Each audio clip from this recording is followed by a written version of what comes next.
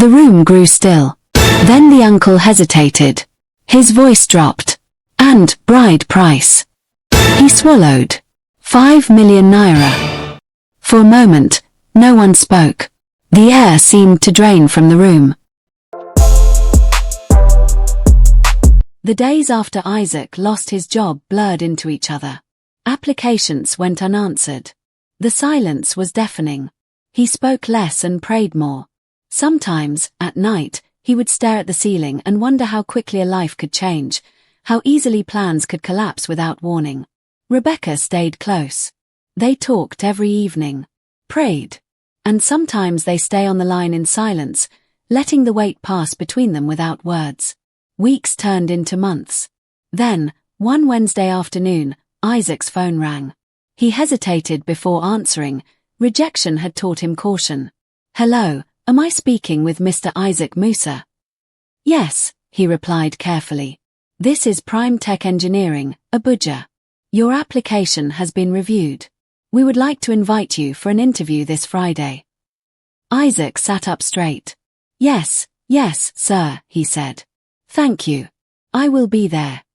When the call ended, he didn't move for a few seconds.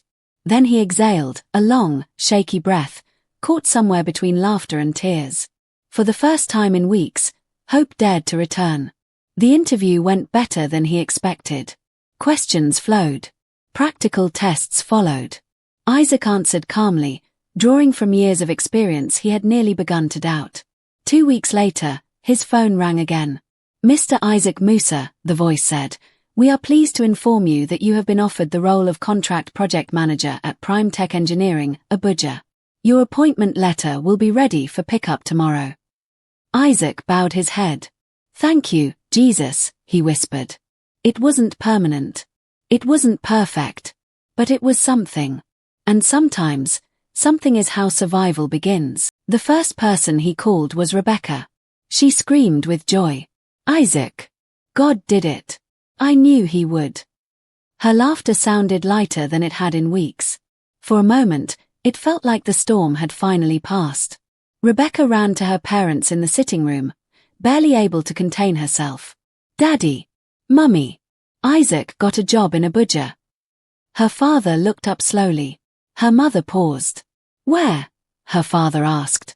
"Prime Tech Engineering," she replied quickly. "Project manager role based on contract. It's a good place to start." Her father nodded once. "It's a contract job," he said, "temporary, not stable." The words landed quietly, but firmly. Rebecca's smile wavered. Her mother added gently, "Don't get carried away, Rebecca." The joy flickered. But it didn't die. Weeks passed and Rebecca kept pushing quietly for her parents to give Isaac a chance. She didn't rebel. She persisted.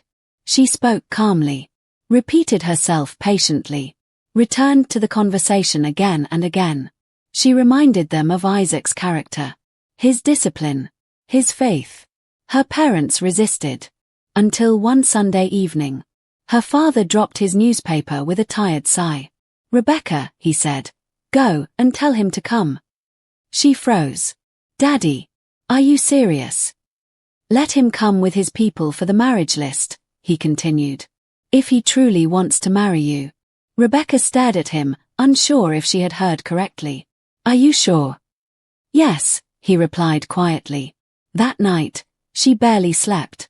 When she told Isaac, he sat in silence for a long time. Hope stirred again.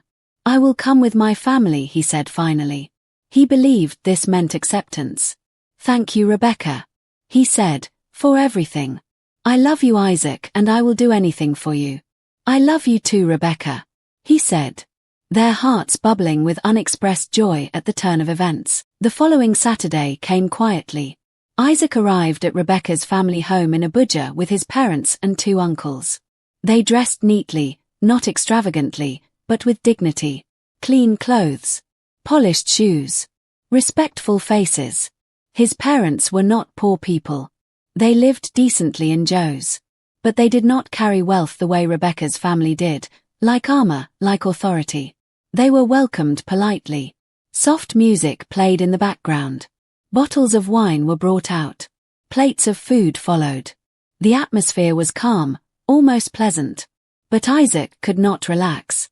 He sat stiffly, barely touching his food, his hands resting on his knees as though he were waiting for a verdict. Rebecca watched him from across the room.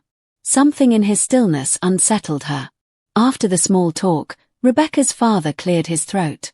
The room quieted instantly. He reached to the side table and picked up a brown envelope. "Isaac," he said, his voice calm and measured. "Here is the marriage list. We follow tradition." He handed the envelope to him. Isaac accepted it with both hands.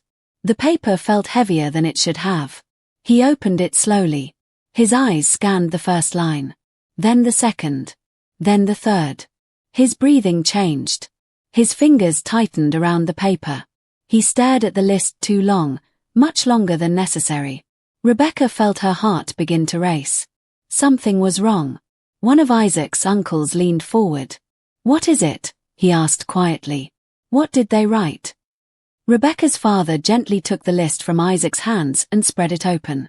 Everyone leaned closer. The uncle cleared his throat and began to read. 2,500 tubers of yam. There was silence. 300 gallons of palm oil. Another silence. 30 boxes of expensive George material. The room grew still. Then the uncle hesitated. His voice dropped. "And bride price." He swallowed. 5 million Naira. For a moment, no one spoke. The air seemed to drain from the room. Isaac's mother gasped softly. One uncle shook his head in disbelief. "This is wickedness," another muttered. "This is not bride price," someone said. "This is punishment." Rebecca's father leaned back in his chair, unbothered. "That," he said calmly, "is our tradition." Isaac sat stunned. His chest burned, not with anger, but with humiliation. This was not a discussion. It was a message. You are not worthy. You cannot afford her. You do not belong here. Isaac's father stood slowly. He placed a trembling hand on his son's shoulder. "Let's go," he said softly. "God will provide your own wife, my son." Those words cut deeper than the list. This was not just rejection. It was public dismissal. Isaac rose to his feet. He wanted to speak, to explain, to beg. But no words came. Rebecca's mother smirked. Her father folded his arms, satisfied. Isaac's mother stood abruptly, fury shaking her voice. "Go ahead and sell your daughter," she snapped. "But know this, your daughter has missed a good man." She grabbed her handbag and walked out. Isaac followed behind his family. He walked like a man stripped bare before strangers. He did not look back. If he did, whatever was holding him together would collapse. Enjoying the story? What are you waiting for? Hit subscribe, turn on notifications, and join us for every new episode.